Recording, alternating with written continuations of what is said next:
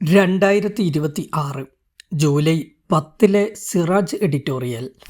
കട്ടിലും കിടക്കയും രോഗിയുടെ അവകാശം. പൊതുജനാരോഗ്യ മേഖലയിൽ ദേശീയ തലത്തിൽ മാതൃകകൾ സൃഷ്ടിച്ച സംസ്ഥാനമാണ് കേരളം.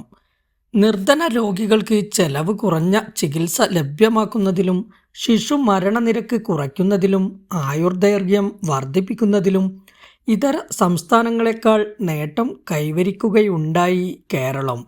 ഈ അഭിമാനകരമായ ചിത്രത്തിനു പിന്നിൽ അത്ര സുഖകരമല്ലാത്ത മറ്റൊരു ചിത്രമുണ്ട്. മെഡിക്കൽ കോളേജുകളിൽ ചികിത്സ തേടിയെത്തുന്ന രോഗികൾ കട്ടിലും കിടക്കയും ലഭിക്കാതെ വെറും നിലത്ത് വിരിച്ച പാഴയിൽ കിടന്ന് ചികിത്സ തേടേണ്ടി വരുന്ന സുഖകരമല്ലാത്ത രംഗം പലപ്പോഴും മാധ്യമങ്ങളിലും സാമൂഹിക തലത്തിലും ചർച്ചയായതാണ്.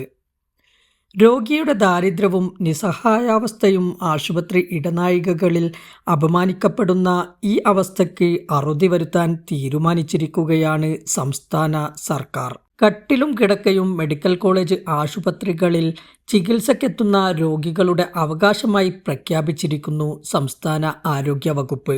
100 ദിവസങ്ങൾക്കകം ഇതുമായി ബന്ധപ്പെട്ട നടപടികൾ സ്വീകരിക്കണമെന്ന് മെഡിക്കൽ കോളേജുകൾക്ക് നിർദ്ദേശം നൽകിയിട്ടുമുണ്ട്.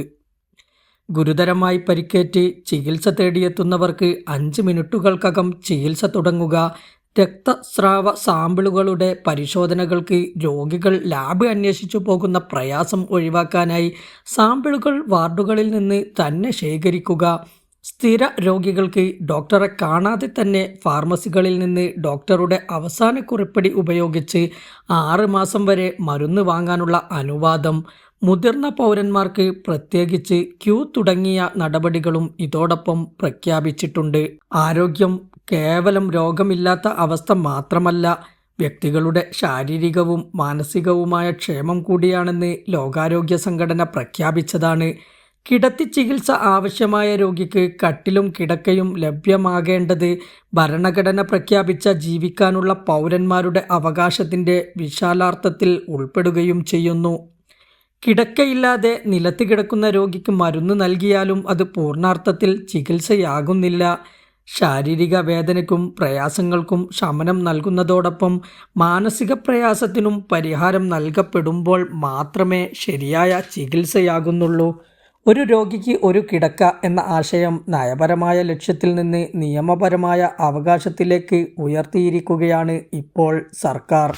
ആരോഗ്യ സംരക്ഷണ രംഗത്ത് പ്രത്യേകിച്ച് അത്യാഹിത വിഭാഗങ്ങളിൽ ഓരോ സെക്കൻഡും നിർണായകമാണ്.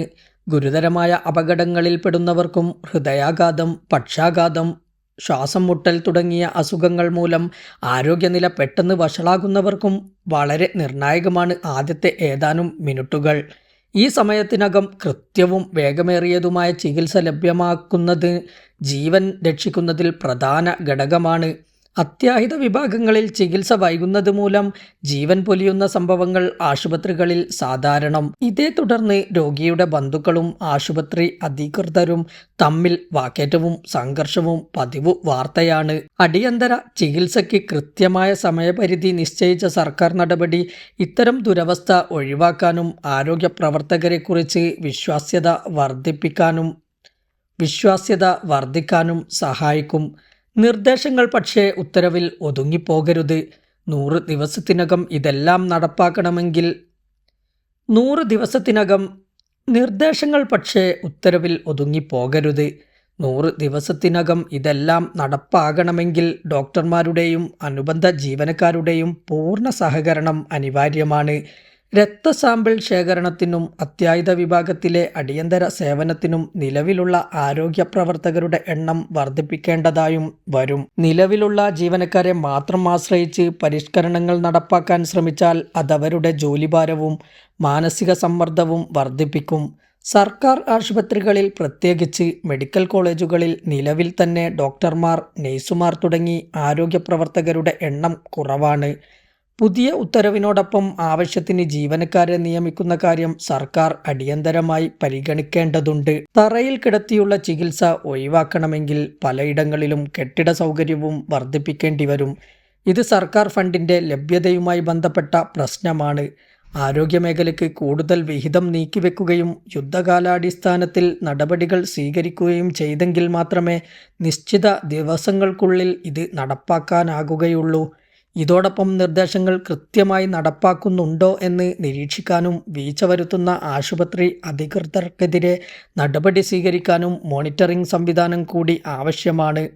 മെഡിക്കൽ കോളേജുകളിലെ തിരക്ക് കുറയ്ക്കുന്നതിന് ജില്ലാ ആശുപത്രികളിലും താലൂക്ക് ആശുപത്രികളിലും കുടുംബാരോഗ്യ കേന്ദ്രങ്ങളിലും സൗകര്യങ്ങളും വിദഗ്ധ സേവനങ്ങളും വർദ്ധിപ്പിക്കുകയും ശക്തിപ്പെടുത്തുകയും ചെയ്യുന്ന കാര്യവും പരിഗണിക്കേണ്ടതുണ്ട്.